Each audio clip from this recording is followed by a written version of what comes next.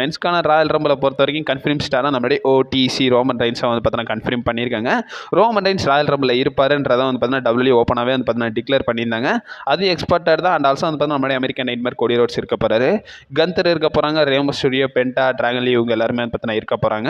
J Uso இருக்க போகிறாரு. Solo Sikoa, Bron Breakker, Logan Paul, Austin Theory, Bronson Reed, Jevon Evans இவங்க எல்லாருமே வந்து பார்த்தீங்கன்னா கன்ஃபார்ம் ஸ்டாராக டபிள்யூ வந்து பார்த்தீங்கன்னா அஃபிஷியலாகவே வந்து பார்த்தீங்கன்னா கன்ஃபார்ம் பண்ணியிருக்காங்க. ப்ராக் லெஸ்னர் வந்து பார்த்தீங்கன்னா ரெஃபர் பண்ணியிருக்காங்க. Brock Lesnar most probably Royal ரம்பிளில் இருப்பாருன்றதை ரிப்போர்ட் பண்ணியிருக்காங்க. ஆல்சோ நம்மளுடைய எல்ஏ நைட்டும் வந்து பார்த்தீங்கன்னா அவருடைய ரிட்டர்னாக ராயல் ரம்பிளில் கொடுக்குறதுக்கான பாசிபிலிட்டிஸ் இருக்குது. எக்ஸ்பர்ட்டட் ஸ்டார்ஸில் வந்து பார்த்தீங்கன்னா ஃபஸ்ட்டு நம்மளுடைய கிறிஸ் ஜெரிகோ தான் இருக்காரு. அது போக வந்து பார்த்தீங்கன்னா ஸோ நம்மளுடைய ராய்ஸ் கீஸ், ஸோ நம்மளுடைய பவர் ஹவுஸ் கப்ஸ் பார்த்துருந்தோம்ல, ஸோ டபிள்யூ சைன் பண்ணிட்டாங்கன்றதை பண்ணிட்டாங்க. அது போக ஜெஃப் ஹார்டி வர்றதுக்கான பாசிபிலிட்டிஸ் இருக்குன்றதை எக்ஸ்பெக்ட் பண்ணுறாங்க.